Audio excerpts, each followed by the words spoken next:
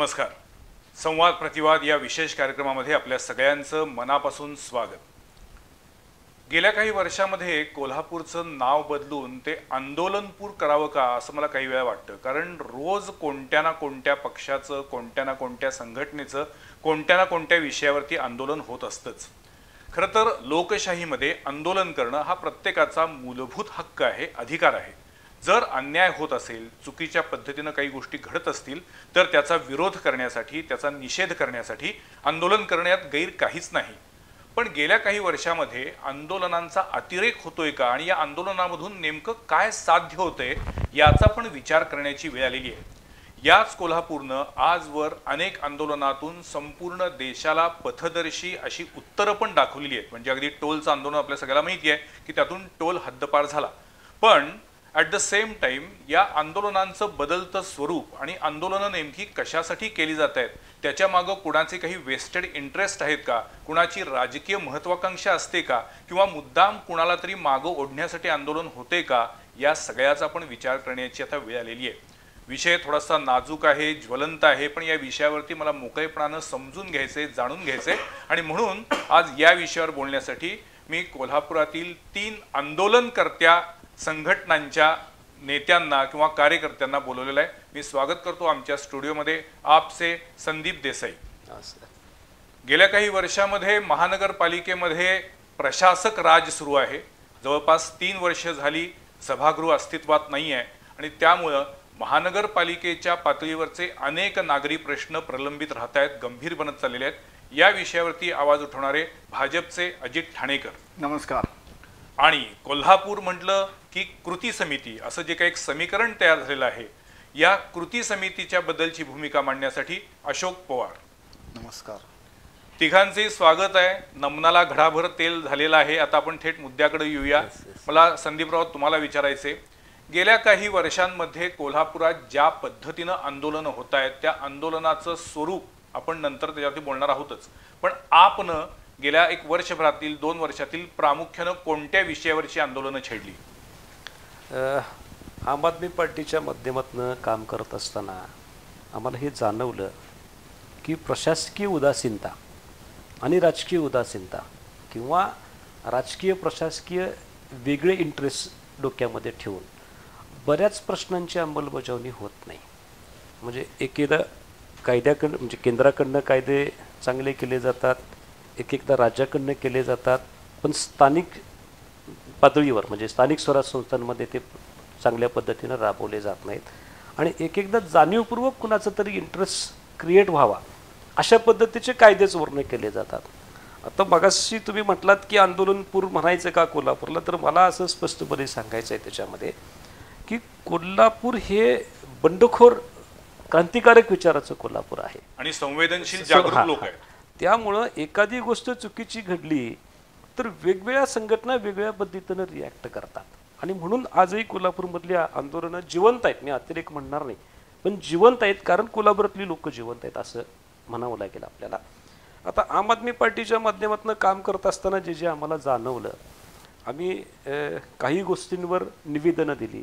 पहिलं आमची स्टाईल असते की अधिकाऱ्यांशी संवाद साधूया, बाबा याच्यामध्ये काय आहे, याच्यात चूक आहे का बरोबर आहे, आणि मग त्याच्यामध्ये जाणीवपूर्वक काही करायचा प्रयत्न झाला असेल किंवा राज्य सरकारकडनं काही डायरेक्शन चुकीचे आले असतील मग आम्ही आंदोलन छेडतो. त्याच्यावर साधारणपणे टिप्पर चालकांचं आंदोलन आम्ही एक केलं होतं. म्हणजे ते जवळपास 2.5 वर्ष आमचं आंदोलन चाललं होतं. घरोघरी जाऊन जे कचरा उठाव करतात, त्या ज्या गाड्या येतात त्या गाड्यांच्या चालकांबद्दलचं, त्यांच्यावरती होत असलेल्या अन्यायाबद्दल. बरोबर. आणखीन कुठलं आंदोलन? त्याच्यामध्ये साधारणपणे एक छोटीशी पार्श्वभूमी तुम्हाला त्याच्यामधले सांगतो.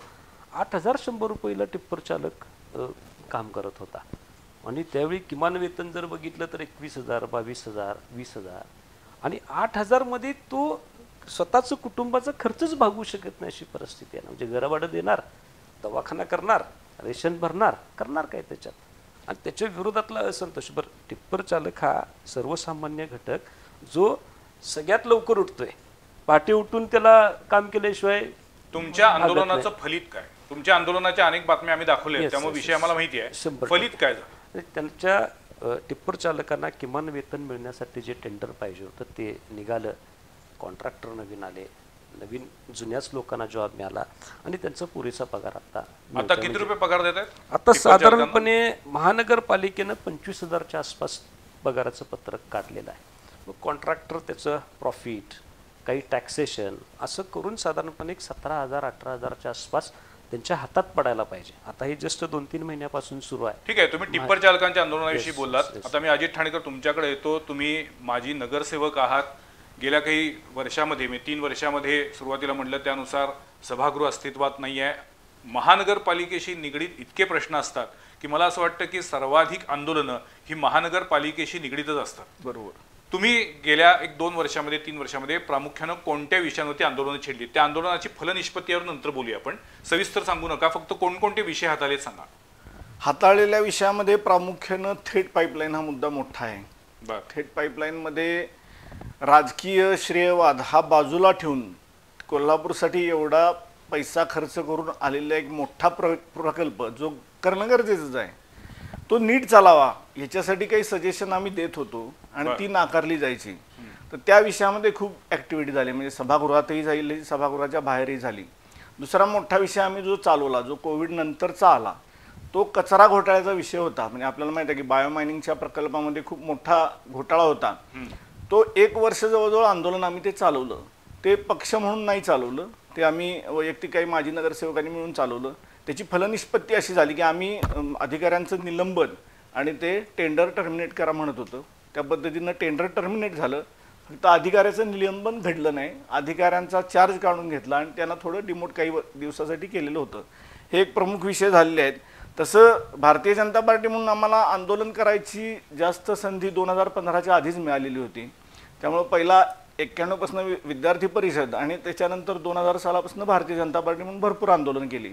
आता अजित ठाणेकर बोलताना म्हटले आंदोलन करायची संधी, म्हणजे आंदोलन करणं ही एक अपॉर्च्युनिटी असते राजकीय नेत्यांना, हे त्यांनी मान्य केलेलं आहे. का याच्याकडे आपण नंतर येऊया. अशोकराव तुमच्याकडे मी येतो. कोल्हापूर म्हटलं की कृती समिती असं जे आजकाल सुरुवातीला मी म्हटलं की येतंय, त्यातनं एक नकारार्थी पण सूर उमटतो आणि ॲट द सेम टाइम कृती समितीमुळे खूप काही गोष्टी चांगल्या पण होत आहेत. एक प्रकारे तुम्ही अंकुश ठेवतायत चुकीच्या गोष्टींवरती. कृती समितीनं गेल्या 2-3 वर्षामध्ये प्रामुख्यानं कोणते विषय हाताळले? खरं म्हणजे कोल्हापूरकरांना आंदोलन करायला लागतं ही दुर्दैवाची गोष्ट आहे. कारण आमचे लोकप्रतिनिधी जागरूक नाहीत असं माझं स्पष्ट मत आहे. त्याचबरोबर प्रशासन ही कुणाच्या तरी दबावाखाली काम करते. जर प्रशासनानं ज्या काही शासनाच्या योजना नियमावलीचा जर अंमलबजावणी केली तर कोल्हापूरकरांना कशा करता रस्त्यावर यावं लागेल? नाही, कोल्हापूर नाही, सगळ्या महाराष्ट्रात महाराष्ट्रात आहेच. विधानसभेच्या पायऱ्यांवरती आंदोलन बरोबर, अगदी बरोबर. लोकसभेत पण होतात. वारंवार ज्या वेळेला कोल्हापूरकरकडे बघून तुम्ही म्हणताय त्या पद्धतीने की बाबा हे उठसूट आंदोलन वगैरे, परंतु अरे ते बघा ना कशा करता आंदोलन करतोय. आम्हालाही का आम्ही उद्योगधंदे करणारे लोक आहोत. राजकीय काय आमच्यातला जर बघितला तर आम्ही आहोत राजकीय पक्षाचे आहेत. आम्ही राष्ट्रवादी असेल, काँग्रेस असेल, या पक्षाला आम्ही बांधील आहोत. परंतु एक जबाबदार नागरिक आणि माझं कोल्हापूर माझी जबाबदारी हे घेऊन आम्ही काम करतोय ना. आमचा पक्ष सत्तेत असेल नसेल, आमचं समिती म्हणून आमचं काम चालू राहतंय. पण ज्या वेळेला राज्यामध्ये काँग्रेस, राष्ट्रवादी, आणखीन उद्धव ठाकरे गटाचा शिवसेनेचं सरकार होतं, त्यावेळेला शिवसेना एकच होती, त्यावेळी सुद्धा तुमच्या आंदोलनाची तीव्रता अशीच होती का? हो, 100% साहेब. मला काय विचारायचा हा प्रश्न की बऱ्याचदा असं असतं की सत्तेत असलेल्या पक्षाला आंदोलन करणं हे थोडंसं अवघड जातं, जसं आता अजित ठाणेकर म्हणले त्यानुसार. हेच मी सांगतोय. मी राष्ट्रवादी काँग्रेसच्या शहराचा उपाध्यक्ष होतो. आमचे मुश्रीफ साहेब मंत्री होते आणि विशेष करून महापालिकेच्या शिक्षण समितीचा सभापती उपसभापती असताना 5 वर्षे मी महापालिकेत काम करत असताना सुद्धा मी नेत्यांना सांगितलं ना, हा टोलचा विषय म्हणजे अन्यायकारक आहे, आम्ही लढणार, पद नंतर बघू. आणि आम्ही लढलो चांगल्या कामासाठी आणि ते सर्वांच्या वतीनं ते आंदोलन झालं, सक्सेस झालं. आता नंतर जे बरे वाईट फायदे हा भाग नंतरचा. त्याचबरोबर आम्ही गेल्या 4-5 वर्षामध्ये जर म्हणाल तर अतिशय प्रलंबित असणारा अर्धवट पडलेला शिवाजी पूल, मला सांगा 2019 आणि 21-22ला जो महापूर झाला त्यामध्ये शिवाजी पूल जर पूर्ण झाला नसता तर काय अवस्था झाली असती? बरोबर. कोण तर आडवा येतोय एखादा आणि प्रशासनाला वेठीस धरतोय, झाड तोडायचं नाही. अरे एक झाड तोडूया ना, आम्ही 100 आणि 1000 झाडं लावणारी माणसं आहोत. त्यासाठी तुम्ही पुलाचं काम रखडताय. 200 माझ्या माहितीप्रमाणे काहीतरी तो एक 7-8 कोटीचा प्रोजेक्ट असणारा एका कमानीसाठी त्याकरता त्यांना कोटभर 1.5 कोटी रुपये घालावे लागले. हे सुद्धा आम्ही अभ्यास केला, नेमकी वस्तुस्थिती काय आहे. आम्ही उठलोय आणि आंदोलन केलेलं नाही, त्याच्यामध्ये वस्तुस्थिती बघितली बाबा ते हेरिटेजमध्ये येते. काय प्रकार आहे म्हटलं हेरिटेज. काही अधिकारी सुद्धा चांगले आहेत. तत्कालीन पोलीस अधीक्षक जे आमचे विजयसिंह आमचे संजय मोहिते ह्याने आम्हाला रात्री 11ला बोलून घेतलं. त्याने आमची माहितीसुद्धा काढली. काय बाबा यांचं काय कॉन्ट्रॅक्टर नाही, काय नाही, काय प्रकार आहे. साहेब आमचा हा पूल पूर्ण झाला पाहिजे, हीच मागणी आहे. ते म्हटले उद्या आम्ही पुलाचं काम चालू करतोय. कसं केलं विचारू नका. हे करत असताना नेमकं काय झालं याच्यामध्ये मूळ मुद्द्याकडे येतो मी. ब्रह्मपुरी हेरिटेजमध्ये आहे, तिथून सेंटरपासून 100 फुटावरती उत्खनन करायचं नाही. 4-5 वर्षे बाबा हे उत्खननाच्या आत येत आहे म्हणून ते काम थांबलं होतं. साहेब संजय मोहिते स्वतः इंजिनियर होते, त्यांनी पुरातत्व विभागाचे अलिबागवरून अधिकारी बोलवले, कधी बोलवले माहीत नाही, आणि माप टाकलं. माप टाकल्यानंतर असं निदर्शनात आलं जे माप 100 मीटर जिथं बसतंय तिथून जवळपास माझ्या माहितीप्रमाणे ते काहीतरी 40 फूट लांब पुलाचं काम होतं. दुसऱ्या दिवशी झटक्यात काम चालू झालं. तुमचं म्हणणं आहे की लोकांचे प्रश्न सुटावेत यासाठी तुमचे आंदोलन असतात. अगदी. पण बोलताना तुम्ही एक वाक्य म्हटलात की कोणतरी एक जण उठून उभारतो आणि तो आडवा पडतो. होय. आणि मग त्याच्यातनं नवीन प्रश्न तयार होतात. हो. आंदोलनाबद्दल असं होते का? कोणतरी एक जण उभारतो आणि काहीतरी चांगलं सुरू असतं त्याच्यामध्ये मुद्दाम खो घालायचा म्हणून तो उभारतो का? मला तुम्हाला संदीप देसाई विचारायचे, आंदोलनाचे आजकाल वेगवेगळे प्रकार झालेले आहेत. म्हणजे अरेंज आंदोलन, त्यानंतर वेस्टेड इंटरेस्टचं आंदोलन, चमकोगिरीचं आंदोलन, एखाद्या प्रसार माध्यमामध्ये आपला फोटो यावा यासाठी धडपडण्यासाठी केलेलं आंदोलन, राजकीय अस्तित्वासाठी केलेलं आंदोलन, हे सगळे प्रकार आज का तयार झालेत असं का बोलायची वेळ येते? याच्यावर जर आपण बघितलं याच्यावरची की व्यक्ती तितक्या प्रवृत्ती असतात.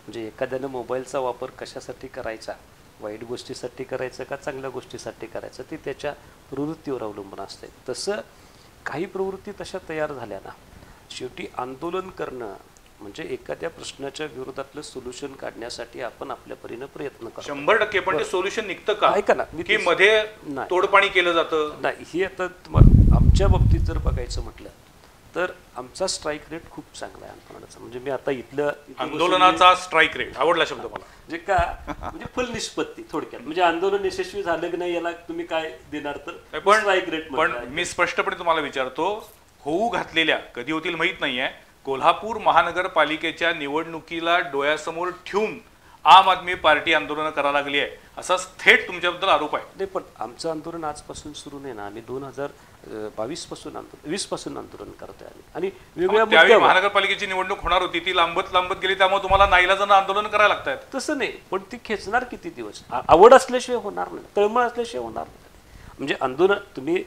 आउट ऑफ बॉक्स सांगतो. ज्यावेळी कोरोना परिस्थितीमध्ये आमचे सहकारी सगळे घराघरात जाऊन ऑक्सिजन टेस्ट घ्यायच्या ऑक्सिमीटरच्या माध्यमातून, तो आंदोलनाचा भाग नव्हता. तळमळ होती. या एपिसोड मधला पुढचा भाग तोच होता की केवळ आंदोलन करून प्रश्न संपत नाही, की तुम्ही काही विधायक कामं पण करू शकता. ही जी काही सगळी तुमच्याकडे असलेली कार्यकर्त्यांची फौज आहे त्या सगळ्या मॅन पॉवरचा चांगल्या गोष्टीसाठी उपयोग करू शकतो, पण तसं फार कमी वेळा दिसतं. तुम्हाला आता हा सगळ्यात त्यातला मोठा प्रॉब्लेम आहे. चरुजी, मी सांगतो तुम्हाला, आतापर्यंत आम्ही शालेय पोषण आहारांचा जो महिलांचा विषय होता तो आम्ही मार्गी लावलेला आहे. रिक्षाच्या बीटी फॉर्मचा प्रश्न होता तो अगदी संपुष्टात, म्हणजे 100% संपलेला आहे. म्हणजे आमच्या ताकदीवरची कॉमन केलेली वेगळीच आपण धरूया, आमच्या ताकदीवरची हे जर आपण केलं. घरपाळ्याचे रिव्हिजन्स होत नव्हते, त्याच्यात आम्ही हात घातला. ते आम्ही आता रिव्हिजन सुरू केले. चालू वर्षात 2,500 घराचे रिव्हिजन झालेले आहेत. सम्राटनगरमधल्या ओढ्यांवरचे बांधकामं, गार्डन अतिक्रमणामध्ये असल्यामुळं थेट पावसाचं पाणी लोकांच्या घरात जायचं, ते काढायला आम्ही भाग पाडलेला आहे. म्हणजे तुम्ही कायदेशीर बाबी चेक करून उत्तरदायित्व सिद्ध करून चांगल्या पद्धतीनं लोकांच्यात अप्रोच केला तर तुमचे आंदोलन यशस्वी असं आमचा स्वतःचा विश्वास आहे किंवा रिझल्ट आहे तसं आपण म्हणूया. आणि सामूहिक आंदोलनामध्ये सुद्धा सातत्य ठेवलं. म्हणजे आता जर 2 दिवसापूर्वीची जर आपण घोषणा बघितली विधिमंडळातली तर काय होती, 50 रुपये जो दंड होता रिक्षा चालक टॅक्सी चालक तो थांबला ना. हे आंदोलनाचं फलित आहे, सामूहिक आंदोलनाचं फलित आहे. काही ठिकाणी तुम्ही म्हणताय तसं असते पण काही ठिकाणी मात्र अजूनही प्रामाणिक लोक आहेत, चांगली लोक आहेत, जी चांगल्या पद्धतीने अप्रोच करतायत, अधिकाऱ्यांशी व्यवस्थित बोलतायत, राज्यकर्त्यांशी व्यवस्थित बोलतायत. का? त्या आंदोलनाची फलनिष्पत्ती व्हायला पाहिजे या उद्देशाने. अजित ठाणेकर, तुम्ही भाजपचे नगरसेवक आहात. तुम्हीच मगाशी बोलताना म्हटलात की आम्हाला 2015 नंतर आंदोलनं करायची फारशी संधी मिळाली नाही. पण मला तुम्हाला विचारायचं आहे की खरोखर आंदोलनामध्ये राजकीय अभिनिवेश कितपत असतो आणि एखाद्या प्रश्न सुटावा याबद्दलची तळमळ किती असते? तुमची अशी म्हणत नाही मी, ओव्हरऑल मी म्हणतो. कुठल्याही आंदोलनाची सुरुवात जी होती ती कुठेतरी कुणाला तरी एक प्रॉब्लेम दिसतोय जो सर्वसामान्य माणसाशी निगडीत असतोय, तिथं सुरुवात होती. मला नाही वाटत असतं की कोल्हापुरातल्या आंदोलनामध्ये फार कमी अशी आंदोलन आहेत की ज्याच्यामध्ये प्रॉब्लेम्स आहेत म्हणून. अदरवाईज प्रत्येक आपला राजकीय अजेंडा मध्ये रेटत असतो. राजकीय अजेंडा त्याच्या पुढची पार्ट, त्याच्या पुढचा पार्ट आहे. म्हणजे आता उदाहरणार्थ कोल्हापुरातलं टोलचं आंदोलन पहिल्यांदा सुरुवात करताना राजकीय पक्षांनी सुरुवात केलेली होती, तिची कृती समिती झालेली होती. नंतर काही दिवसांनी केलं होतं साहेब ते पहिलं आंदोलन भारतीय जनता पार्टी, बाबा इंदुलकर त्या आंदोलनाचे सुरुवात केली. क्रेडिट नाही, मी सांगतो तुम्हाला, क्रेडिट नाही. पहिला सुरुवात सामाजिक होतीच, पण जसं कधी सुरुवात झाली होती तसं त्याची फलनिष्पत्ती काय, पण त्याच्यानंतर पुढची त्याच्यासाठीची जी व्यवस्था व्हायला पाहिजे होती, रस्त्यांची काय कंडिशन की आपण आता त्या टोलच्या जुन्या आंदोलनाकडे, या आंदोलनामुळे कोल्हापूर वासियांच्या मानेवरचं टोलचं भूत कायमचं गेलं हे आपण सगळेच जण मान्य करतोय आणि त्यामुळे त्याचं क्रेडिट कोणीही घेऊ दे, पण कोल्हापूरचा टोल गेला हे नक्कीच चांगली गोष्ट आहे. पण त्याच्या पुढे जाऊन आता एक कोल्हापूरबद्दल असं चित्र तयार झालेलं आहे की कोणतीही चांगली गोष्ट करायला गेली की त्यावेळेला काही विशिष्ट लोक उठून उभारतात आणि ती आडवी पडतात आणि मग काही करायचं नाही या कोल्हापुरामध्ये किंवा या शहराचं काहीही होणार नाही. मोठ्या कोणत्याही कंपन्या या शहरामध्ये येणार नाहीत, कारण त्यांना कधी कसा कोणत्या मार्गाने विरोध केला जाईल हे सांगता येत नाही. त्यामुळे हे कोल्हापूर इथंच ठप्प राहणार असं म्हणणारा सुद्धा एक मतप्रवाह तयार झाला. परंतु याच्यामध्ये कोल्हापूरकरांना शाश्वत विकास पाहिजे आहे. हे जे प्रोजेक्ट येण्यापूर्वी त्याची चर्चा का करत नाहीत? मी एकच उदाहरण देतो तुम्हाला की संगीत सूर्य केशवराव भोसले नाट्यगृह शाहू महाराजांनी 100-150 वर्षापूर्वी बांधलं. त्यानंतर कोल्हापुरामध्ये महापालिका असेल, महाराष्ट्र शासन असेल, एखादं तर नवीन नाट्यगृह उभारलं का हो? शाहू स्मारकचा अपवाद वगळता ते लोकवर्गणीतनं तयार झालेलं आहे. हा आहे ना पर्याय. परंतु मला सांगा किती वर्ष आम्ही शाहू महाराजांच्या नावावरती जोगवा म्हणून आणायचा निधीचा? वारंवार मी शाहू महाराजांच्या बाबत बोलतोय. केशवराव भोसले नाट्यगृह आणि शाहू कुस्ती मैदानासाठी काही महाभागच म्हणणार मी, हे थिएटर हेरिटेजमध्ये आहे आणि एक ज्येष्ठ अभिनेते सांगतात आम्हाला, अरे इथं काय तुम्ही व्यवस्था करता का नाही विक्रम गोखलेंच्या सारखे, आणि मग आम्ही जागो होतोय. त्यावेळच्या राज्यकर्त्यांना आम्ही सांगितलं होतं 10 कोटी इथं घालू नका, हे थिएटर चांगलं ठेवलंच पाहिजे. या थिएटराची आपण डागडुजी 5-25 लाखामध्ये करूया. शहराच्या 4 भागात 4 ठिकाणी त्या पैशामध्ये नवीन नाट्यगृह उभारतील. बरोबर. हे केलं नाही. हे मी जबाबदारीनं का सांगतोय? त्याचा प्लॅन आम्ही करून दिलेला होता. त्यावेळा मला माझ्या माहितीप्रमाणे विजय सूर्यवंशी आमचे सभापती होते. 80 लाखामध्ये एक थिएटर आमचं तिथं उभा राहणार होतं बेलबाग एरियामध्ये. भूमिपूजनाची तयारी केली, कुठं माशी शिंकली काय माहीत नाही, परत आहे तसं त्या केशवराववर खर्च केले. आणि आत्तासुद्धा काही लोकांचा इंटरेस्टच आहे, अजून 10 कोटी रुपये मागतात केशवरावसाठी. द्यायचे का हो? नाही, मला तर या विषयावर काय बोलावं समजत नाहीये. कशा म्हणजे कोल्हापुरातील देवल क्लबचं जे काही आता नवीन थिएटर झाले ते थिएटर बघितल्यानंतर किती कमी पैशामध्ये किती उत्तम काम करता येते दिसतंय. लोकवर्गणीतनं केले त्या लोकांनी. ऐका, त्यांना पार्किंग नाही. मला असं मत आहे ते तर प्रायव्हेट हायस्कूलच्या समोर जे शासनाची जागा आहे त्यांनी पार्किंगला जागा द्यावी. आणि आत्ता केशवराव भोसलेला तुम्ही जर बघितलं तर अक्षरशः त्याचे लचके तोडलेले आहेत. आम्ही पैलवान आहे, मी स्वतः पैलवान आहे, तालीम संघाचा सेक्रेटरी आहे. जे तज्ज्ञ लोक आहेत त्यांना बोलवून त्या ठिकाणी त्या मैदानाचा विकास करायला पाहिजे होता. खासबाग मैदानाचा त्याच्यामध्ये 4.5 कोटी रुपये खर्च केलेत आणि 1 लाख रुपयाची माती आणून टाकली नाही त्या मैदानात. म्हणजे जी कुस्ती करायची तिथं माती घातली नाही, ती लोकांनी लोकवर्गणीतनं दिली. 40 लाख रुपयाची सिस्टीम बसवली तिथं काय केशवरावमध्ये. ऑपरेट करायला इंजिनियर नाही, कारण इंजिनियरचा पगार महानगरपालिका देऊ शकत नाही असं सांगितलं. ऐका, त्याची अशी अवस्था केली, त्या थिएटरमध्ये 1000ची क्षमता होती आणि 750 खुर्च्या केलेत. कुणासाठी कुणी अधिकार दिले? आणि मुळात हेरिटेज समितीनं त्याच्यावर काय ऍक्शन घेतली नाही. आम्हाला विरोध नाही करायचा, ते पैसे तुम्ही जर शहरात 4 ठिकाणी वापरले असते तर 4 नवी थिएटर झाले असते. आणि आत्ता तर माझी विनंती आहे, वारंवार शाहू महाराजांच्या नावावर जन्मस्थळाला किती पैसे दिले हो?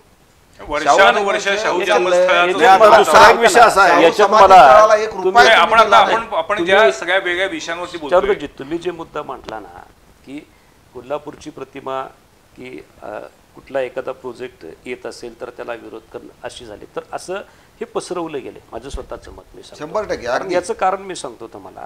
समजा कोल्हापूरमध्ये एखादा प्रोजेक्ट होतोय आणि कुणीतरी वेगळ्या उद्देशानं त्याला विरोध केला असं धरूया आपण, म्हणून येत नाहीत.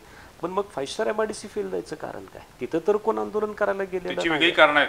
मग ही- फार वेगळी ऐका- कारणं फार वेगळी कारण आहेत, ऐका ना, संदीपराव. चर्चा आपली. एक म्हणजे तुम्हाला त्याची कारण माहित नसतील ऐका तर ना. तुमचं राजकीय अज्ञान नाही, असं नाही, म्हणे. नाही. त्याची अहो, कारणं ऐकू- वेगळी आहेत. Let me complete. फार सगळे लोकच बोला, पवार साहेब, मला मला एक फार म्हणायचं म्हणजे आहे. एका ऐका ना, मला एका वेशीवर मला- टाकण्याचा माझा एका- एक प्रश्न, माझा एक एक मिनिट. प्रश्न. मला आता आम्ही हे राजकीय संपू बोला. दे, मला हे संपू दे प्लीज. मी काय म्हणतो बोला, समजून बोला. घ्या.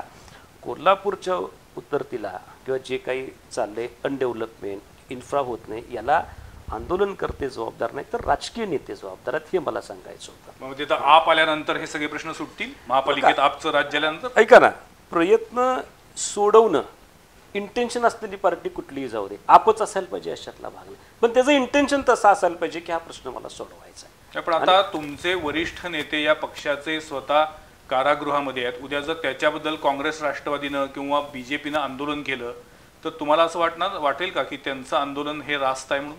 का त्यांना राज्यघटनेनं आंदोलन करायचा अभिव्यक्ती स्वातंत्र्याचा हक्क दिलेला आहे. अरविंद केजरीवाल चुकीचे असतील तर कोर्ट त्यांना शिक्षा देईल. त्याचे काही इव्हिडन्स असतील तर त्यांना त्या पद्धतीनं ट्रीटमेंट मिळणार. आम्ही त्या गोष्टी म्हणजे ह्यानी आंदोलन करतोय म्हणून आम्ही चिडायचं काही कारण नाही. उद्या यांचे नेते आत असताना आम्ही आंदोलन करणार आहे. पण मी तुम्हाला काय म्हटलं की राजकीय प्रश्न तोच सोडवू शकतो की त्याचं इंटेन्शन आता ओके आहे बाबा, हे मला सोडवायचं आहे, नसेल तर हे होत राहणार आणि मग आम्ही दोष ढकलत राहणार. मग तिघांनाही माझा प्रश्न आहे की तुम्ही जेव्हा आंदोलनं करता तेव्हा ते ज्या विषयाशी निगडीत आहे त्या विषयाचे जे काही प्रशासकीय अधिकारी आहेत, मग ते महानगरपालिका असेल, जिल्हाधिकारी कार्यालय असेल, पोलीस प्रशासन असेल, MSCB असेल किंवा कुठलीही संघटना, शासकीय कुठलेही ऑफिस असेल, तर त्या संबंधित अधिकाऱ्यांशी तुम्ही आधी जाऊन बोलून त्यांना तुमचा मुद्दा सांगता का किंवा तुमचे विचार सांगता का? असं कधी होतं का? Yes, yes. आंदोलन करण्यापूर्वी संदीपरावांच्या एका गोष्टीशी मी पूर्ण सहमत आहे की इंटेन्शन असलेला माणूस तिथं पाहिजे. आता मला ह्यांना सवाल Intention, चांगलं intention intention, असलेला. प्रश्न सोडवणे सोडवायचे. हा प्रश्न म्हणजे सोडवायचे. कोल्हापुरी भाषेत आंबा पडायचं इंटेन्शन चालणार नाही. एक्झॅक्टली मला हेच म्हणायचं. ऐका, नाही, आजकाल मला- काय मला- आहे, आंदोलन कशासाठी तर आपले म्हणजे वेस्टेड इंटरेस्ट Vested म्हणतात interest, त्याला 100% कोल्हापुरी भाषेत आंबा पाडणे म्हणतात. काही आणि भाग म्हणून आहेत. मगाशी म्हटलं की एखादं आंदोलन सुरू करायचं आणि मग ते असं तापवत न्यायचं आणि एका विशिष्ट टप्प्यावर गेल्यानंतर एकदम मागे यायचं. मागे यायचं आहे ना. हे का होतं? असं पण होतंय. माझं म्हणणं काय आहे यातलं, जसं या सगळ्या गोष्टीला म्हणजे प्रशासनाविरुद्ध ज्यावेळी आंदोलन करतोय तेव्हा प्रशासनाबरोबर लोकप्रतिनिधींचाही तेवढीच जबाबदारी आहे. असते. मग अशोकराव माझा म्हणले मूळ प्रश्न तोच नाही, आहे की तुम्ही actually- अधिकाऱ्यांशी आहे ना. तुम्ही नाही, नाही, संवाद माझं होता म्हणणं का? माझं म्हणणं काय आहे, आम्ही अधिकाऱ्यांशी संवाद करतोय. मी सभागृहात असताना थेट या विषयावर सभेत चर्चा झाली आहे अनेक वेळा वेगवेगळ्या विषयावर. काही लोकप्रतिनिधींचं इंटेन्शन कोल्हापुरातलं हे सगळं जगजाहीर आहे, सर्वश्रुत आहे. कोल्हापुरातले राजकीय पक्षाचे लिमिटेशन्स आहेत. मी माझ्या नेत्याला फार जोरात प्रश्न विचारू शकत नाही. माझे नेते असं कोण करत नाही सुदैवानं. पण कोल्हापुरातले इन जनरल लोकप्रतिनिधींची जी मानसिकता झाली आहे ती आंदोलन करून बदलायला पाहिजे अशी परिस्थिती आली आहे. कारण कोल्हापुरात एका भागामध्ये साईड पट्ट्या कॉन्क्रीटीकरण झालेलं आहे आणि एका भागात साधा गल्लीतला रस्ता करायला आपल्याकडं फंड नाही असं होते. हे का? कोल्हापूरच्या माजी महापौरांनी आपल्या घरातल्या ड्रेनेज लाईनसाठी फंड वापरला, त्यावेळेला कोणीही आंदोलक तिथं आले नाहीत. हे का? त्याचं कारण सांगतो तुम्हाला की काही माजी नगरसेवक हे अतिशय चतुर चलाक आहेत. ते उगीच भांडणं आंदोलनं करत नाहीत. अधिकाऱ्यांशी अतिशय उत्तम संवाद गोड ठेवतात, बोलायचं. त्यांच्याशी गोड बोलतात आणि आपली कामं करून घेतात. आंदोलन न करण्याची ही दुसरी अशी चांगली बाजू पण आहे ह्याच्याकडे पण मला तुमचं लक्ष वेधायचं आहे. प्रत्येक वेळेला आरडाओरडा केला, आंदोलन केलं, घोषणाबाजी केली म्हणजे होत नाही. म्हणून मी तुम्हाला विचारलंय, नाही मला तुम्हाला विचारायचंय, त्याचं मला पिन पॉइंट उत्तर द्या की तुम्ही आतापर्यंत जी आंदोलनं केली त्या आंदोलनाच्या पूर्वी संबंधित अधिकाऱ्यांना समोर घेऊन अक्रॉस द टेबल त्यांच्याविषयी चर्चा सोल्युशन ओरिएंटेड 100% म्हणजे का प्रत्येक वेळी ब्लेम गेम केला? कारण अनेक अधिकाऱ्यांचं असं म्हणणं आहे की आता या कोल्हापुरात काम करायलाच नको, इथे चांगले अधिकारी यायला तयार नाहीये का? तर पुन्हा या आंदोलनांचं बदलतं स्वरूप, तिकडे आता पुन्हा आपण येणारच आहोत. आंदोलनाचं स्वरूप काय असतं तर जोडेमार आंदोलन, ते प्रतिभेला असतं तोपर्यंत ठीक आहे. त्यानंतर अधिकाऱ्यांच्या टेबलावर जाऊन दूषित किंवा मेलेले मासे टाकायचे, चुकीचं आहे. अधिकाऱ्यांना दूषित पाण्यानं आंघोळ घालायची, गटारीच्या पाण्यानं आंघोळ घालायची. आजकाल काय खरडा भाकर आंदोलन, मध्येच काय ते आसूडमार आंदोलन, अर्धनग्न आंदोलन, मध्येच काय कोण जाते त्या नदीच्या पाण्यात जाऊन उभारते आणि आंदोलन करतोय. आंदोलन करत असताना अशा पद्धतीनं स्वतःकडे लक्ष वेधून घेण्यासाठी केलेले हे जरी प्रकार असले तरी त्यातून आपण दुसऱ्यांच्या अभिव्यक्ती स्वातंत्र्यावरती गदा आणतोय किंवा त्यांना एक प्रकारे धमकावतोय असं वाटत नाही का? अगदी तुम्हाला मी स्पष्ट विचारतो की तुमचं जे आंदोलन होतं, तुम्ही मध्यंतरी आंदोलन केलं की कोल्हापूर शहरामध्ये भटक्या कुत्र्यांची संख्या वाढल्यामुळे तुम्ही महापालिकेसमोर आंदोलन केलं. ते लहान मुलांना तुम्ही कुत्र्यांच्या ड्रेस घालून त्यांना रस्त्यावरती का, तर लहान मुलांना तुम्ही वेठीला धरता?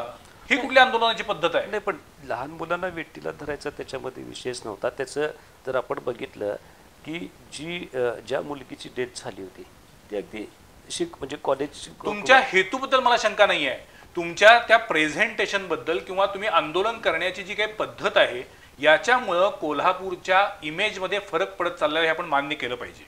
अशोकराव, मी तुम्हाला पण म्हणतोय तसं की तुमची आंदोलनं खूप चांगल्या हेतून असतात, कोल्हापूरचे नागरी प्रश्न सुटावेत यासाठी तुम्ही तळमळीने धडपडत असता तुम्ही सगळे लोक.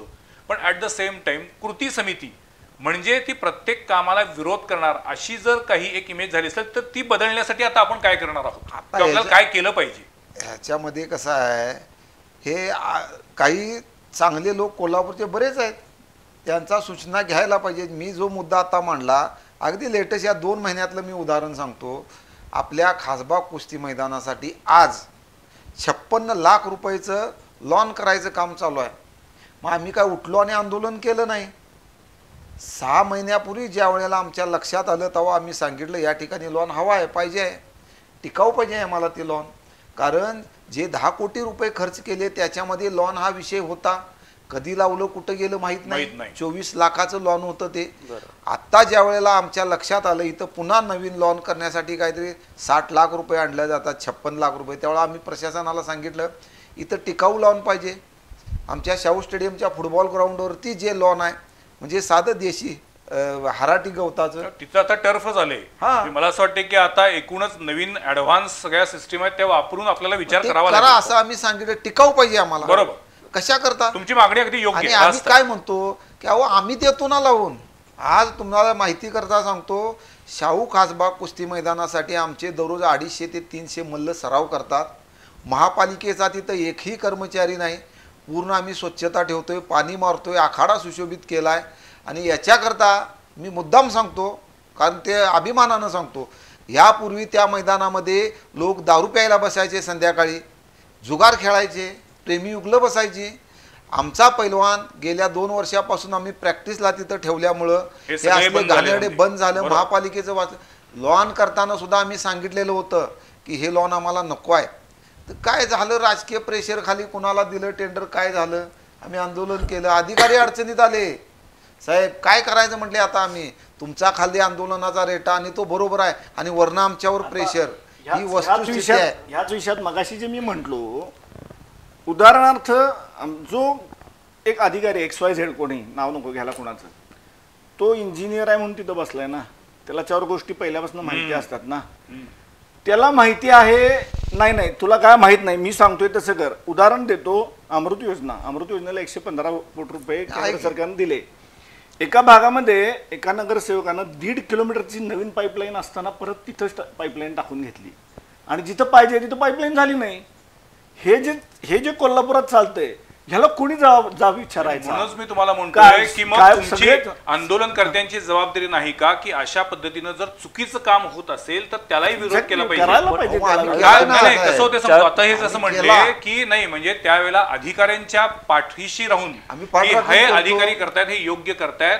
केवळ काही राजकीय नेते त्या अधिकाऱ्यांना ढाल म्हणून पुढे करून त्यांचा वापर करून करून घेतात. स्वतःची 100%. म्हणजे काय म्हणतात पोळी भाकरी भाजून पोळी भाजून देतात आणि पोळीने पोळ्या भाजून देतात. घर अशातला प्रकार घरं भरतात. भरतात. मी म्हणतो घर भरतात. अशा वेळी का नाही तुम्ही सगळे एकत्र येत मग? नाही, नाही, अशा वेळा ऐका, आम्ही आहे नाही, मला ना. तुम्हाला तिघांना विचारायचं तुम्ही कृती समिती अहो, आम्ही तुम्ही आहे ना. आप, तुम्ही साहेब, बीजेपी आम्ही हाणून पुणे पाडले. कॉमन आहे वेगवेगळे- अशी सगळी वेगवेगळी काय आंदोलन करून का? दिलेलं काय नाही होत? आम्ही ते. एक-एकदा- आम्ही करून दिलेलं नाहीत या गोष्टी. नाही, पण- आता 10 कोटी जर पुन्हा मागत असतील शाहू आमच्या केशवराव बोलले करून देणार नाही आम्ही. ऑलरेडी सांगितलेलं आहे. म्हणजे काय ती वास्तू दुर्लक्षित ठेवायची नाही. आवश्यकता आहे तेवढं करूया. 10 लाख मागा ना, आपण जाऊन मागून आणूया आणि त्याचं योग्य नियोजन. 100 कोटी रस्त्याचं मला सांगा कशा करता 6 महिने ते वर्क ऑर्डर दिली नाही त्या अधिकाऱ्याला. अहो, त्या ज्या वेळेला आम्ही रस्त्यांची रस्त्यावर अवस्था काय आहे आणखीन उतरलो, आता? रस्त्यावर मला उतरल्यानंतर ज्यांनी 100 का केलं 100 कोटीच्या आणि नुसतं बाबतीत तेवढं मला थांबलो नाही आम्ही बोलायचं आहे. साहेब. त्या कॉन्ट्रॅक्टर आम्ही पालकमंत्र्याचे आरोप केले ना आम्ही. काही बिचाऱ्या त्या पालकमंत्र्यांना काही माहीत सुद्धा नसेल, परंतु खालची जी आमच्यासारखी पिलावळ, आमच्यासारखी सुद्धा म्हणतो आम्ही, पिलावळ जर पालकमंत्र्यांचं नाव घेऊन त्याला जर टॉर्चर करत असेल तर आम्ही विचारलं त्यांना खडसावून कॉन्ट्रॅक्टरला आयुक्तांच्या पुढ्यात, तुम्हाला कुणी पालकमंत्र्यांचे लोक त्रास देतात काय, देतात नाही, देतात काय, नाही म्हटला. त्यामुळं साहेब ती यंत्रणा मागं फिरली आणि आता काम चांगलं चाललंय. एक मिनिट, त्यांनी एक तपास- मिनिट, एक मिनिट, कोटीच्या एक रस्त्याबद्दल मिनिट. जरा बोलायचं. तुम्ही चांगलं हा, काम चाललंय हे पण अजिबात डोक्यातच सहमत धरू नाही. नका नाही, तुम्ही. काम नाही, काम सुरू आहे. क्वालिटी तुम्ही तपासली आहे. नाही, नाही, नाही, मी त्यांचं आम्ही समर्थन तपासलेलं करत नाही. नाही. मुळात- समर्थन करत नाही मी त्यांचं. माझं म्हणणं काय, काम अहो, तरी आम्ही- सुरू झालं. काम सुरू झालं. आता क्वालिटी कंट्रोलचं काम तुम्ही केलं, तुमचं अभिनंदन आहे. परंतु त्या ठिकाणी काम का थांबलं हो? पोतभर नारळ फोडताय, 2-2 उद्घाटन करताय आणि आम्ही डबऱ्यातनं चालायचं. तर बोला संदीप. याच्यामध्ये तुम्ही जर बघितला म्हणजे 20-25 वर्षापासून लोकांना कळतंय तेव्हापासून रस्त्याचा विषय सुरू आहे, कायम सुरू आहे. ऐक. मी आकडेवारी जर काढली, एक अंदाज मी सांगतो तुम्हाला, आजपर्यंत कोल्हापुरात जे काही 40-45 किलोमीटरचे जे काही रस्ते असणार आहेत, तर या या रस्त्यांवर आजपर्यंत किमान 1000 कोटी खर्च झाले. किमान म्हणते मी, कमान जास्त म्हणत नाहीत. आणि मग याच्यामध्ये सातत्यानं आंदोलनं होऊन सुद्धा, सातत्यानं निवेदनं देऊन सुद्धा आजपर्यंत कुठलाही रस्ता चांगल्या पद्धतीचा तुम्हाला झालेला दिसून येत नाही. त्याची प्रमुख 3 कारणं. एक, राजकीय नेत्यांची उदासीनता आहेच. अधिकाऱ्यांचा उदासीनता अजिबात नाही आहे. वेगळा आहे. क्वालिटीच्या बाबतीत. त्याच्यातनं कुठून कसा आंबा पडायचा हे उदासीनता ठरलेलं नाही. असतंय. उदासीनता नाही. उत्साह त्याला आहे. interest. एक उत्साह आहे. मी तुम्ही वेगळ्या वास्तविक अँगलनं म्हटलं म्हटलं पाहिजे मी तसं. उदासीनता मी म्हणतो नाही नाही नाही उदासीनता म्हणजे 100% इंटरेस्ट आहे ऐका ना, त्याच्यात. मी 18% एक विषय चालवलेला महानगरपालिकेत असताना कॉन्ट्रॅक्टरच्या याच्यावर पत्र ठाणेकर पडले, साहेब 18% ऐका ना, द्या माझं म्हणून. मी काय म्हणतोय, माझं उत्साह आहे, उदासीनता माझं नाही. पवार साहेब, माझं पूर्ण झाल्यावर क्रॉस का, कारण मी सगळं Cross बोलत करून असतोय, बोला, टप्प्याटप्प्यानं बोलत असतोय. बोला. तर उदासीनता मीन्स काय की क्वालिटी बद्दलची उदासीनता, हे मी पुढे सांगणार होतो तुम्हाला. त्यांना त्यांची टक्केवारी 18% मिळाली, त्यांचा विषय संपला. अधिकाऱ्यांना काही थर्ड पार्टी ऑडिट करून घेतात, खरं थर्ड पार्टी ऑडिट नेमतच नाही. 18वर थांबतात का? आता तरी 18चा आकडा चर्चेत आहे. तो आता 20 होतोय, 22 होतोय, फार 25 पुढे होतोय, गेले. त्याच्याबद्दल आता हे बोलणं सगळं योग्य भीषण नाही. आहे. म्हणजे काही वेळा असं वाटतं की आपण या भीषण खाणीमध्ये वास्तव दगड आहे. का टाकतोय, पण 30च्या कोणी पुढे त्याला आहे. बोललं पाहिजे. तुम्हाला मी सांगतो, 100 कोटी रस्त्याचा विषय आम्ही आता लावून धरलाय. आम्ही याच्यामध्ये वेगवेगळ्या पद्धतीनं प्रशासनावर प्रेशर करायचा प्रयत्न करतोय. याचं रिझन काय, एक साधी कॅल्क्युलेशन्स जर आपण मांडली तर 18 ते 20% राजकीय प्रतिनिधी घेऊन गेले, 10 ते 15% कॉन्ट्रॅक्टर स्वतःचं प्रॉफिट काढणारच काढणार, वरती चिरीमेरी द्यायला 10-15% तो काढणार. म्हणजे काय 100 हिशोब कोटीमध्ये जाहीरपणानं सांगितलं हिशोब. सरळ आहे ते, छाटीडूपणे सांगतोय. अहो, आणि 18 डिबेट मी नाही. करायला ऐका ना, डिबेट मी करायला तयार आहे. म्हणजे 100 कोटीच्या रस्त्यामधला टॅक्स जातोय, म्हणजे साधारणपणे 84 कोटीच्या आसपास तुमच्या हातात शिल्लक राहतात. त्यातली टक्केवारी बाजूला काढा, म्हणजे आकडा 100 कोटी दिसतोय, खरं खर्च होणार फक्त 45 ते 50 कोटी. तुम्हाला कशी रस्त्याची क्वालिटी मिळू शकेल सांगा. आणि ही जी क्वालिटी कंट्रोलची डिपार्टमेंट, मी आज अपॉइंटच केलेलं नाही क्वालिटी कंट्रोलसाठी. कोण ते, पुण्यातली एक कंपनी येते, ती चेक करते, नंबर मागितला तर द्यायला तयार नाहीत, आम्ही आमचे रिपोर्ट अधिकाऱ्यांच्याच हातात देतो.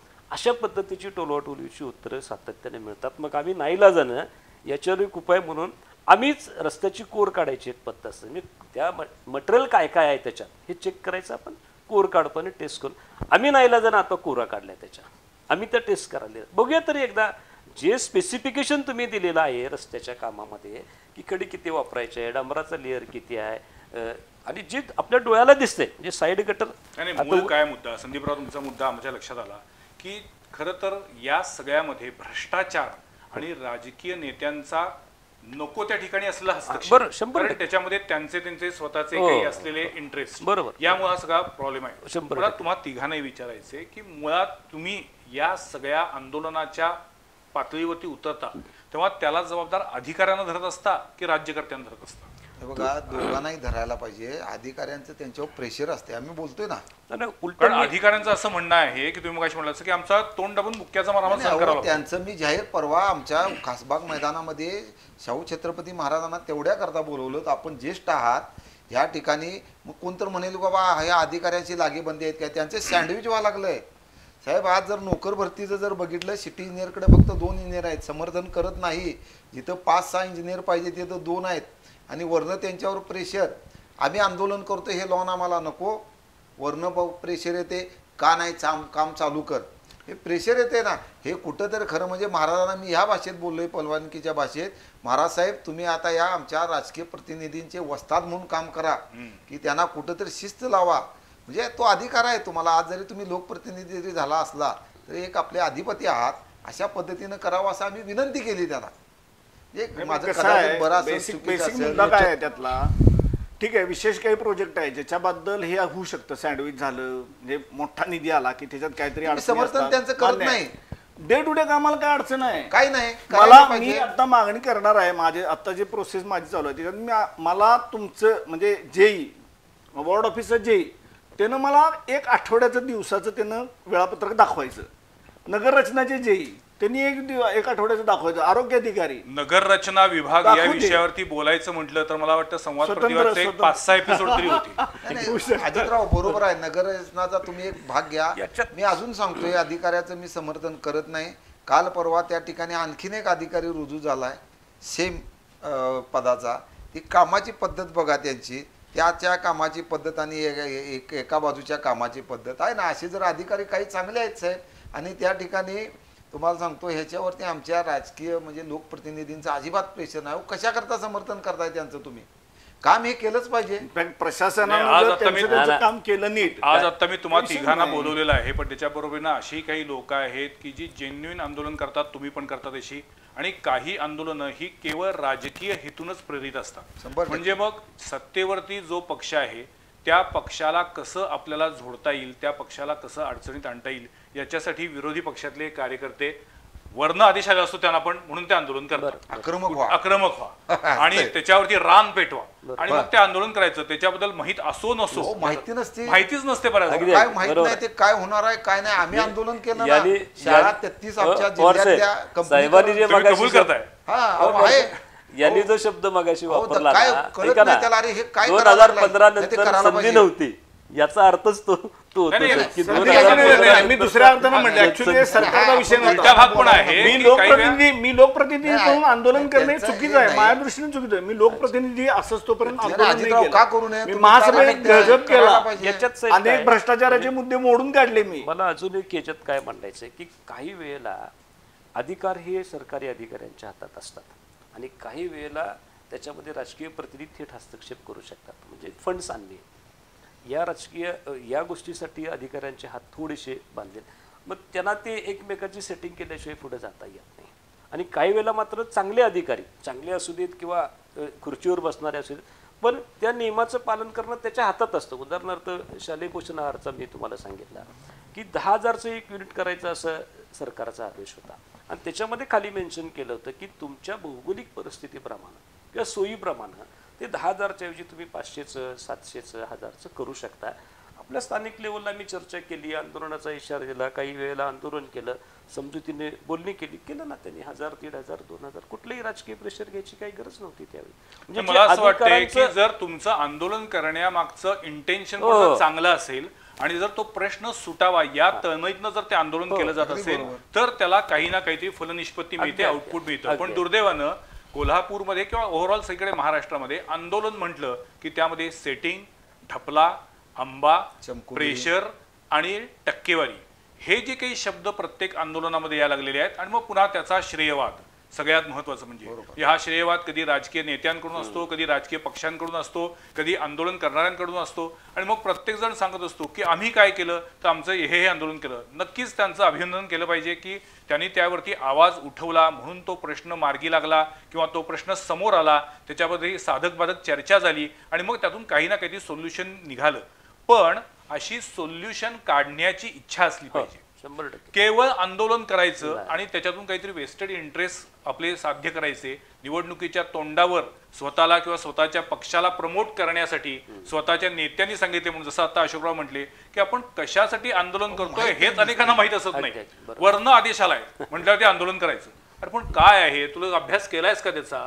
जे मला हा बऱ्याचदा असा प्रश्न पडतो बातम्या लिहित असताना, बातम्या तपासत असताना, बातम्या वाचत असताना, बातम्या बघत असताना की अरे या कोल्हापुरातली ही जी काही आंदोलन करणारी माणसं आहेत यांना जर आपण अक्रॉस द टेबल समोर आणून बसवलं आणि त्यांच्याशी या विषयावरती शांतपणानं समजूतदार पद्धतीनं चर्चा करायची ठरवली तर कोणते मुद्दे पुढे येतील असं मला वाटत असतं. त्यांना विचारावं, पण ते चर्चेला येऊच शकत नाहीत कारण अभ्यासच नसतो. केवळ यायचं, मोठमोठी घोषणाबाजी करायची, एखादा पुतळा पेटवायचा, लाथा घालायच्या, ओरडायचं, काय शंखध्वनी केला म्हणायचं, झालं आपल्याकडे ठरलेल्या गोष्टी. याचं एक कारण म्हणजे नो ऑफेन्स पण एक कारण असं आहे की ते केलं की लगेच चित्र मोठे मीडिया येतात, 100% सगळीकडे दिसायला लागतंय. नाही, त्याला माध्यम पण येतात, जबाबदार तुम्ही आहेत. दिसला. आणि पुन्हा तोच आहे की माध्यमांना खुश करायचं म्हणून पण आंदोलन होतात हे तितकंच खरं आहे.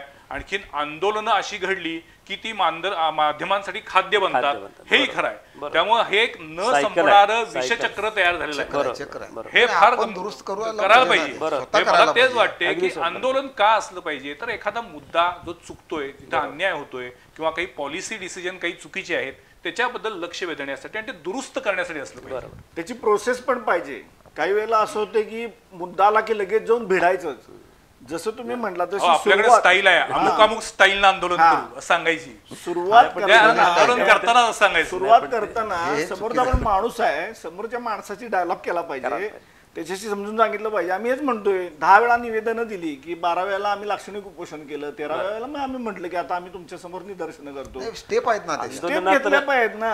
आणि स्टेप मला नेहमी असं वाटतं की ज्या पद्धतीनं निर्भया वॉक अजून काढलं जातं त्यांच्या पद्धतीनं ते स्वतःची भूमिका ठामपणे मांडतात. किंवा आता संभाजी ब्रिगेडचे काही कार्यकर्ते ह्या जे काही आता आपलं वैध मापन कार्य म्हणजे काटामारी जी होती त्याच्याबद्दल आंदोलनं करतायत. म्हणजे कोल्हापूरमध्ये अनेक अतिशय चांगली जेन्युइन आंदोलन होत आहेत. तुम्ही सुद्धा अनेकांनी सगळी अतिशय जेन्युइन आंदोलन केली आहेत. म्हणजे असं मी म्हणत नाही की सरसकट सगळी आंदोलनं चुकीची आहेत, आंदोलन आवश्यक आहे, पण आंदोलनाला गालबोट लागतं. काही वेळात आपण बघतोय साखर हंगाम सुरू होतो त्यावेळेला जी आंदोलन होतात त्यावेळी बऱ्याचदा ती आंदोलनं ही त्याला कोणी कॅप्टनच राहत नाही, हाताबाहेरची आंदोलन होतात. हे बाकी आहे, असं होऊन उपयोग नाहीये. आणि सगळ्यात महत्वाचं म्हणजे त्यामुळं कोणत्याही शहराचं, आपलं कोल्हापूरचं असेल किंवा कोणत्याही शहराचं नाव बदनाम होऊन उपयोग नाही. की इथली आंदोलनं ही एका विशिष्ट हेतूनं केली जातात असा शिक्का त्यावरती पडणार नाही. एवढी जरी आपण सगळ्यांनी काळजी घेतली तर मला वाटतं आंदोलनाच्या माध्यमातून काहीतरी चांगलं चित्र निर्माण होऊ शकते. आणि तुम्ही सगळेजण या आंदोलनाच्या चळवळीतले आहात त्यामुळे तुम्ही तिघही याच्याबद्दल अधिक गांभीर्याने विचार करून हा विचार अधिक खाली पर्कोलेट कराल अशी मला खात्री वाटते. याच्यामध्ये राजकीय इच्छाशक्ती पण चांगली पाहिजे. ते का लक्ष घालत नाहीत शहरातले? आज कचऱ्याचा प्रश्न आहे, कुठल्या लोकप्रतिनिधीने सगळे पक्षाचे एकत्र येणं करा ना. मग का आंदोलन नाही त्यांनी का लक्ष? आम्ही निवडून दिलंय ना, आम्हाला आंदोलनाची वेळ काय येते? काम करत नाहीत म्हणून मला शेवटचा प्रश्न विचारायचा आहे की एखाद्या खरोखर जेन्युइन प्रश्नावरती पक्ष बाजूला ठेवून सगळे काय एकत्र येत नाही? तो यायला पाहिजे ना. यायला पाहिजे. सुंदर अक्षर हा खरा दागिना, पण मी माझा अक्षर सुंदर करायचा प्रयत्न करत नाही, तो दुसऱ्याचा असला पाहिजे. नेहमी खरे बोलावे, सुविचार सगळ्यांना माहिती आहे, पण मी सोयीस्करित्याच खरं बोलतो. हे जे आहे तसं सगळ्यांनी एकत्र यायला पाहिजे पण येत नाही. मला असं वाटतं की तुम्ही तुमच्यापासून सुरुवात करा. भाजपचं जरी सरकार असलं तरी एखादा प्रश्न जर जेन्युइन असेल तर तुम्हाला तुमच्या सरकारच्या विरोधामध्ये रस्त्यावर आलं पाहिजे. राज्य सरकारच्या विरोधातल्या प्रश्नात रस्त्यावर येणं नाही येणं हा वेगळा विषय आहे. आता महानगरपालिकेचं प्रशासन हा माझ्या दृष्टीनं आग्रहाचा विषय काय आहे? तुम्ही तुमच्या आंदोलनाची चौकट महापालिकेपुरती ठेवली आहेत का? आज घडीला कोल्हापुरातल्या नागरी सुविधांचा बोजवारा उडवलाय. सुशोभीकरण आणि राष्ट्रीय स्तरावरचे प्रश्न हा आज कोल्हापूरच्या जनतेसाठी आवश्यक विषय आहे का? आज कोल्हापूरच्या जनतेसाठी महानगरपालिकेचा विषय माझ्या दृष्टीनं आवश्यक वाटतोय. मी आज कॉन्सन्ट्रेशन माझं तिथं केलंय. ज्या वेळेला असा विषय येईल त्यावेळेला योग्य ते त्याच्यावर निर्णय करणार ना. आत्ता आम्ही आंदोलन करतोय, भारतीय जनता पार्टी म्हणून करतच नाही. आज त्याच्यामध्ये मराठा महासंघाचे जिल्हाध्यक्ष आमच्याबरोबर आहेत, अन्य संस्था संघटना आहेत, म्हणजे वृक्षप्रेमी आहेत किंवा अर्थ वॉरियर्स आहेत, ही पण मंडळी आहेत ना आमच्याबरोबर. त्यामुळं ज्यांना यायचं आहे त्यांना आम्ही नाही म्हणायचं कारणच नाही, ते येऊ शकतात. फक्त आम्ही कुणाला उठून बोलवायला जात नाही, एवढाच प्रश्न आहे. बोलवायला पाहिजे, बोलून अजितराव हे बरोबर आहे. याच्यात काय चला, मला असं वाटतं की या निमित्तानं आपण याचा शेवट करत असताना आपल्याला एवढंच लक्षात येईल की आपल्याला जर कुठलंही आंदोलन करायचं असेल तर इंटेन्शन चांगलं पाहिजे, प्रश्न सुटला पाहिजे. तिथे वैयक्तिक काही जर कुणाचे वेस्टेड इंटरेस्ट असतील तर त्या आंदोलनाला नक्कीच गालबोट लागणार किंवा त्या आंदोलनाकडे बघण्याचा लोकांचा दृष्टिकोन बदलणार. आणि दुर्दैवानं कोल्हापूरमध्ये अशी अनेक उदाहरणं आहेत. हे कोण कसं आंदोलन करते याच्यावरती आजकाल ज्या पद्धतीनं खमंग चर्चा होत असतात आणि त्याच्यामागं बऱ्याचशा गोष्टी कॅमेऱ्यासमोर बोलता येत नाही असं सगळेजण म्हणतात, पण कॅमेऱ्याचा बंद केल्यानंतर अनेक लोक बोलायला लागतील. शरदजी याला काय करा, चांगल्या आंदोलनात तुम्हीच एवढं बूस्ट करा की खमंग चर्चा आपोआपच बाबा हे आम्हाला मिळत नाही, आता हे संपून टाका, असं काय करताय काय ते. सगळ्या आंदोलकांना जास्तीत जास्त फुटेज पाहिजे असतं. माझी बातमी मग ते काही असं होतं, आमची बातमी का दाखवली नाही किंवा आमची बातमी याच भागात का दाखवली, आमची बातमी 2च मिनिटाची का दाखवली, आमची बातमी आजच दाखवायला पाहिजे होती, उद्या का दाखवली. अरे म्हणजे शेवटी तुम्हाला ते आंदोलनातनं प्रश्न सोडवणं महत्वाचं आहे की तुमची चमकोगिरी बातमी प्रसिद्धी महत्वाची आहे, याचा पण एकदा विचार करण्याची वेळ आली आहे. सो आंदोलनकर्त्यांना नम्र विनंती, आंदोलन करा, इंटेन्शन चांगलं ठेवा. आज हे तीनही मान्यवर आमच्या स्टुडिओमध्ये आले आणि या एका अत्यंत संवेदनशील नाजूक विषयावरती मोकळेपणानं बोलले, याबद्दल मी तिघांचेही मनापासून आभार मानतो. तुमच्या आंदोलनातनं काही चांगलं फलित घडो, लोकहिताची कामं हो, कोल्हापूरचं भलो हीच सदिच्छा. धन्यवाद. पुढच्या सोमवारी पाहायला विसरू नका आणखीन एका विषयावरील चर्चा संवाद प्रतिवादमध्ये. नमस्कार.